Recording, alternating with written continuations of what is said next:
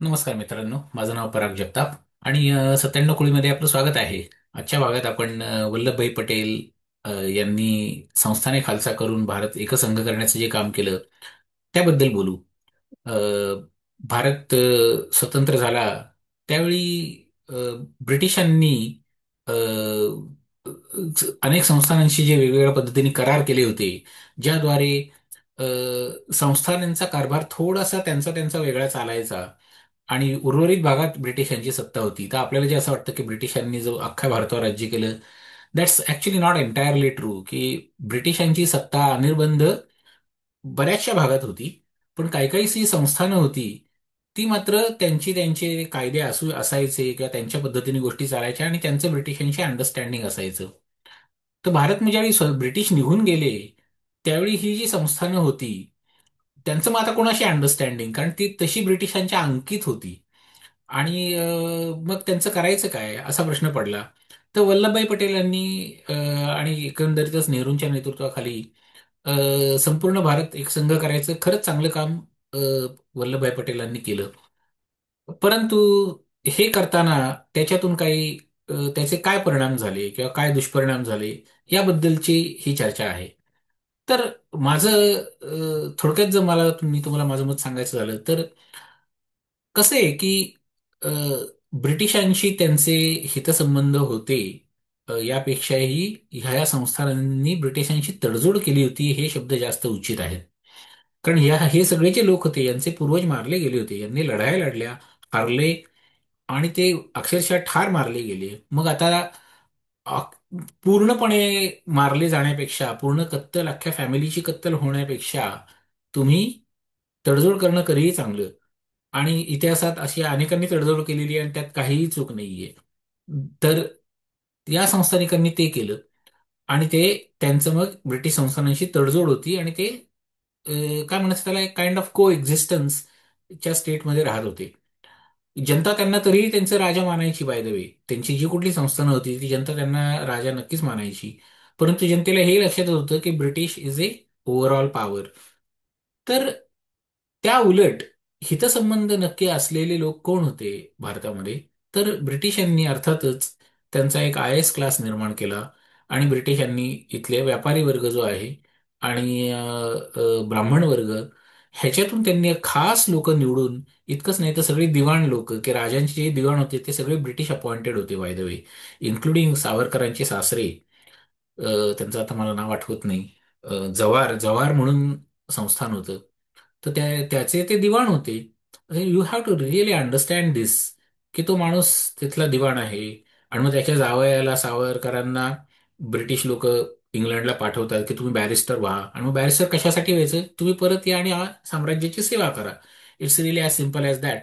And to Savarkar's credit, even though त्याच्यानंतर Savarkar he went against India, तरी to his credit he had some nationalistic feeling, किंवा काय म्हणायचं त्याला, एक ही ही ही ही हॅड हौशी स्वातंत्र्यवीर होते असं म्हणायला हरकत नाही.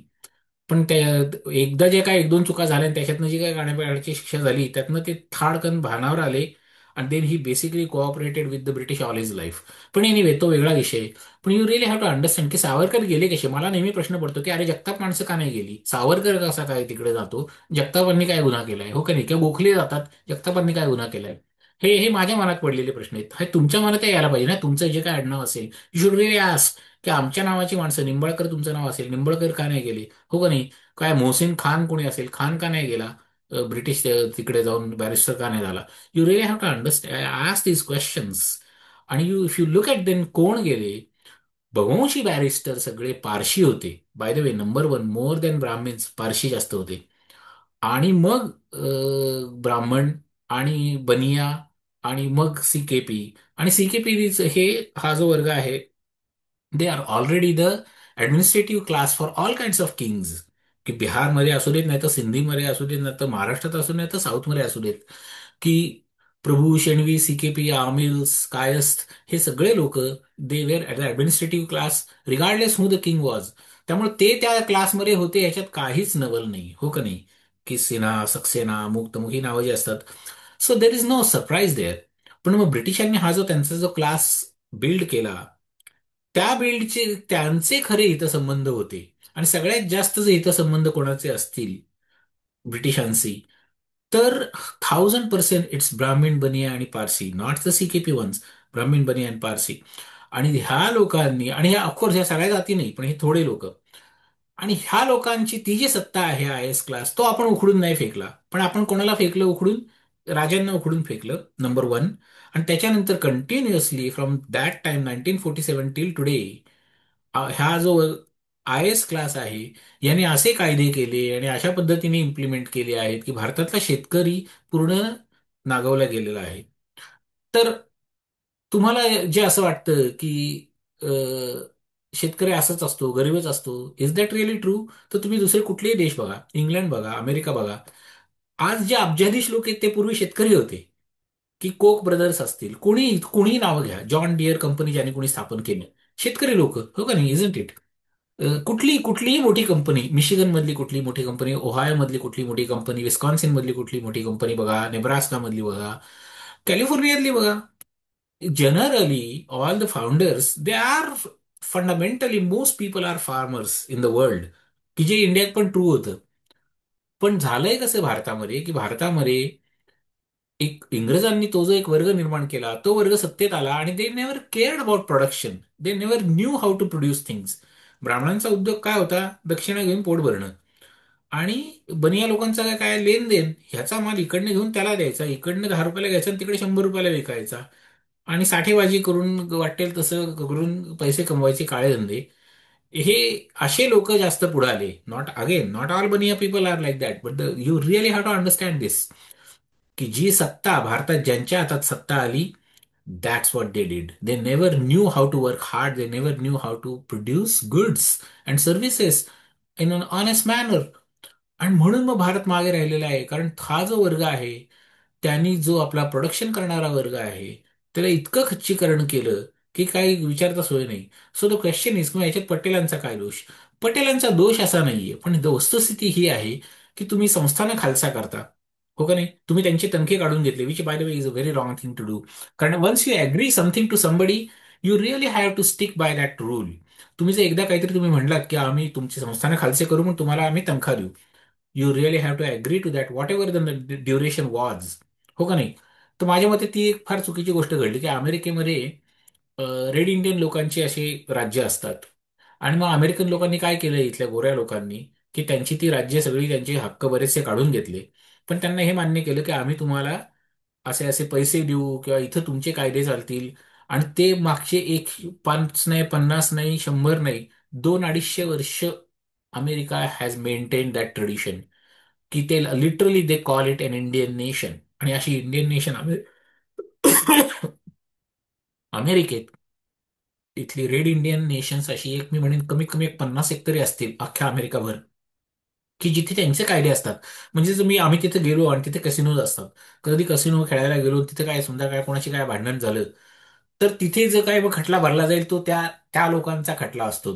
तो अमेरिकेचा नसतो. अमेरिकन कायदा तिथे येत नाही मग, असं. आणि देर आर सिच्युएशन्स की ज्यावेळी मग अमेरिकन कायदा येतो आणि इंटरव्हीन करतो. पण what you have to understand is की अमेरिका काय किंवा ब्रिटन काय, त्याला म्हणतात लॉ, कॉन्ट्रॅक्ट लॉ, की once you make a contract with somebody, you really have to honour that. आणि you do try to honour it. And I think that's what India fail to do, की ते तनखे त्यांचे बंद केले. आणि I think that that was a bad thing in my, as far as I am concern. कारण तुम्ही उद्योगपतींची बघा, 25 लाख कोटींची कर्ज माफ झाली, कालचीच बातमी आहे की मागच्या 11 वर्षात 25 लाख कोटी उद्योगपतींची कर्ज माफ झाली. तुम्हाला माहिती आहे 25 लाख कोटी म्हणजे किती होतात? 300 अब्ज डॉलर्स. अख्ख्या महाराष्ट्राचं उत्पन्न साधारणतः 300-400 अब्ज डॉलर्स आहे. एवढी आपण कर्ज माफ केलेली आहेत उद्योगपतींची. तर ही व्यवस्थाच तशी बनली गेलेली आहे. आणि त्यामुळे झालं काय, की पटेलांच्या त्या कृतीमुळे अ, भारत एक संघ झाला. चांगली गोष्ट घडली. पण त्यातून पुढे तेच लोक तुमचे उद्योगपती झाले असते, किंवा तो जो वर्ग आहे, I don't care about the संस्थानिक ॲज पर से. पण एक लक्षात घ्या, संस्थानिकाच्या खाली अनेक सरदार असतात, अनेक घराणी असतात, अनेक लढलेली घराणी असतात. ते लोक तुमचे राज्यात दिसायला हवे होते, सगळीकडे आय एस मध्ये दिसायला हवे होते, उद्योगपती म्हणून दिसायला हवे होते. त्यांनी संपूर्ण तुमचं राजकारण काबीज करायला हवं होतं. ते झालं नाही. आणि झालं काय, उलटच झालं की एक ब्राह्मण बनिया सत्ता भारतात निर्माण झाली. आणि I have no shame in calling it that. Why? Because भारतात ही जी एक ब्राह्मण बनिया सत्ता आहे, त्यांचा एक असा भ्रम आहे की आम्ही, म्हणजे आमच्यामध्ये नॅचरली बुद्धिमत्ता असतं किंवा आमच्यामध्ये नॅचरली व्यापार करायची शक्ती जास्त. It's bullshit, absolute 1000% bullshit. कारण त्यांच्यात ते जर असले असते तर ब्राह्मण लोकांनी नोबेल प्राइजेस मिळवली असती. आणि बनिया लोक आज जे जीव ज्या पद्धतीने गुगल निर्माण करतायत, एनव्हिडिया निर्माण करतायत किंवा अजून काही 100 गोष्टी निर्माण करतायत, ते बनिया लोकांनी केलं असतं. त्या दोघांनी ते केलेलं नाहीये. 1,000 अंश सुद्धा केलेलं नाहीये. 1 दशांश सोडा, 1,000 अंश तेवढं सुद्धा त्यांनी केलेलं नाहीये. आणि त्याच्या उलट तुम्ही आता बघा, अमेरिकेमध्ये सगळ्यात जास्त जो पहिला पायोनियर माणूस, तो कोण? खोसला. हा, खोसला इज नॉइदर ब्राह्मीण नॉर बनिया, bye the way, just so you know. आता जे अमेरिकेत येतात लोक, एनआरआयज मध्ये तुम्हाला असं काही दिसत नाही की फक्त ब्राह्मणच पुढे गेले, फक्त बनियाच पुढे गेले. एनआरआय मधले सगळे लोक पुढे जाताना तुम्हाला दिसतात. You really have to understand this की it's the environment that shapes it. आणि when I say Brahmin Bania का Khosla, I also mean Dalit. की जर दलित माणसाला संधी दिली, तो सुद्धा तितकाच पुढे जाईल. There is absolutely no reason why Dalit का ओबीसी का मुसलमान का अजून काय, none of that matters. What matters is the child getting good education, healthy lifestyle, एक एन्व्हायरमेंट की जिथे त्याला ऑपॉर्च्युनिटीज दिसत आहेत, and then going there and working there and making something out of the life. तर हे घडलं नाहीये भारतामध्ये. का? कारण हा जो राज्यकर्ता वर्ग अ, आपण भारतात निर्माण केला, इट वॉज सो अनप्रोडक्टिव्ह पीपल की ते ब्रिटिशांचे कोलॅबरेटर्स होते.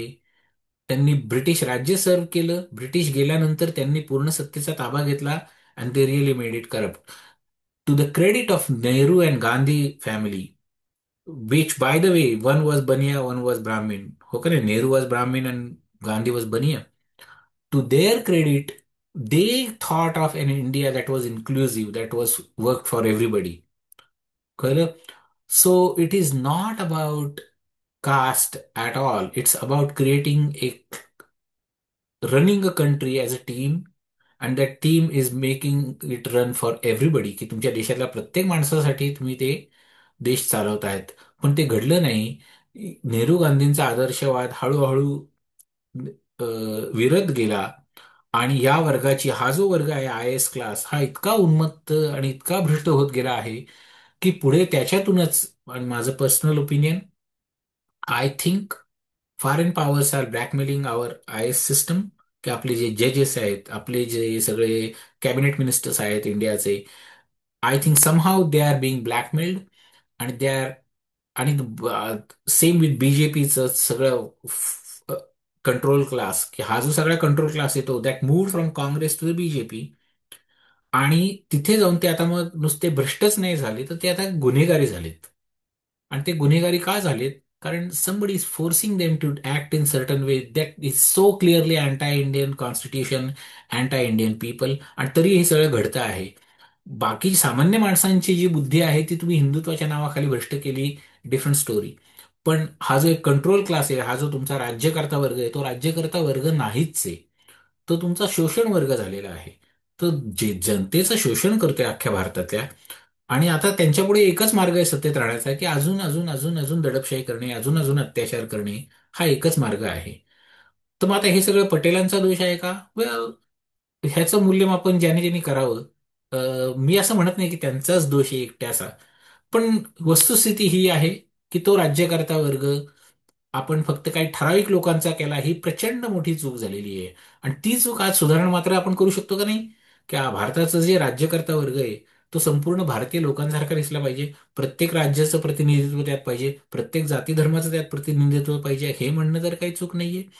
तर त्या दृष्टीने प्रत्येक ठिकाणी आपण ते केलं पाहिजे. आणि हे फक्त सरकारमध्येच नाही, सरकारमध्ये ते दिसलं पाहिजे, अ, प्रशासनात ते दिसलं पाहिजे, आपलं न्याय व्यवस्थेत ते दिसलं पाहिजे, सगळीकडे दिसलं पाहिजे.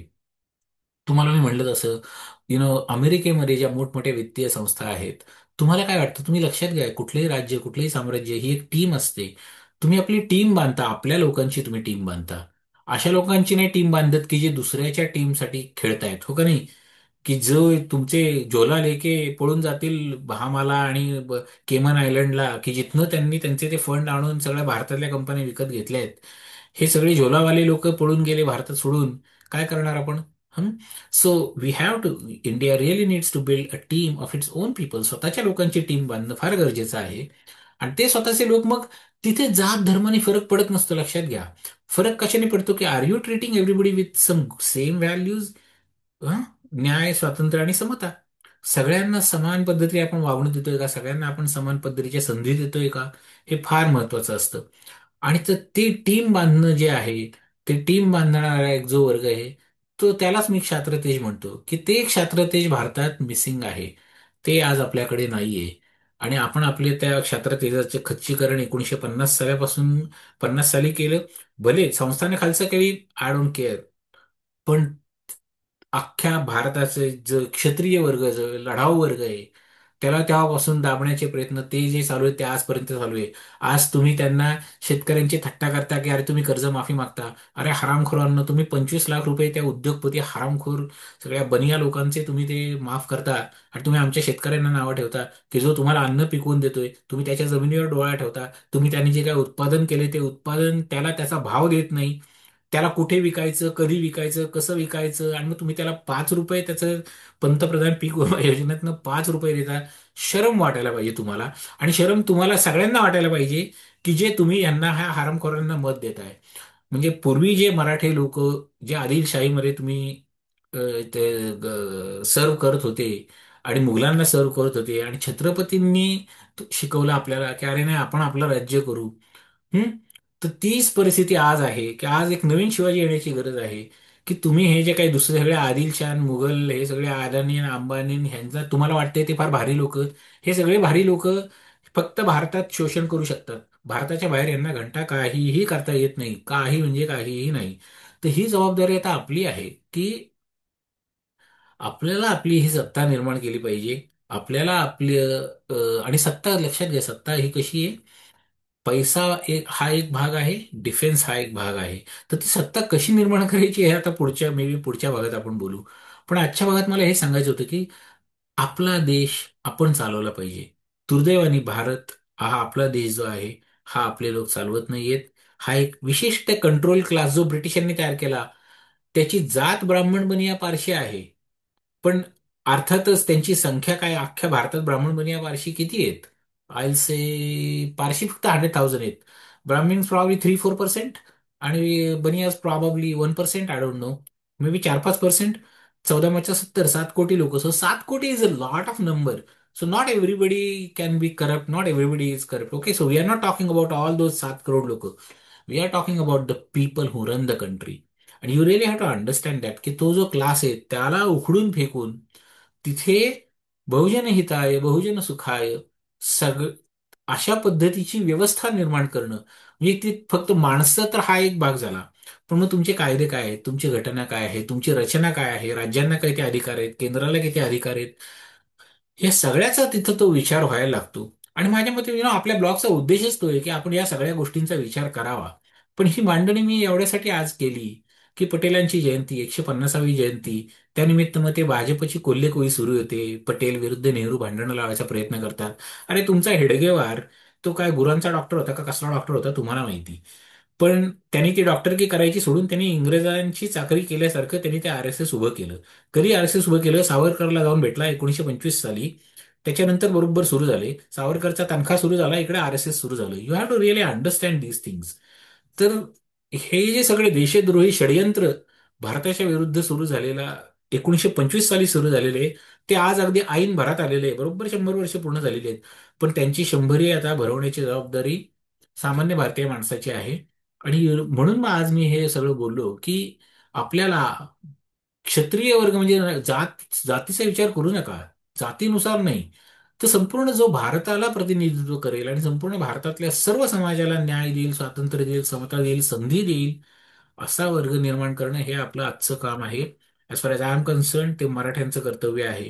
कारण ब्रिटिशांनी मराठ्यांकडून भारत घेतला होता. आणि मराठ्यांनीच नंतर महाराष्ट्र अतिशय चांगला एक राज्य उभं केलं. आणि मराठी म्हणजे आपण सगळे मराठी आहोत. जर तुम्ही मराठी बोलत असाल, तुम्ही मराठी आहात, as far as I am concern. तर हे आपलं कर्तव्य आहे तशा पद्धतीने नवीन भारत घडवण्याचं. पुढच्या वेळी आपण बोलू की देश घडवणं म्हणजे कसं काय होतं, हो का नाही, की देश म्हणजे फक्त बिझनेस म्हणजे देश, का डिफेन्स म्हणजे देश, का अर्थव्यवस्था म्हणजे देश. So will just probably go through each one of those slowly and see what's the recipe, how do you build a team, how do you build a country. Okay, पुढच्या वेळी बोलू. बाय.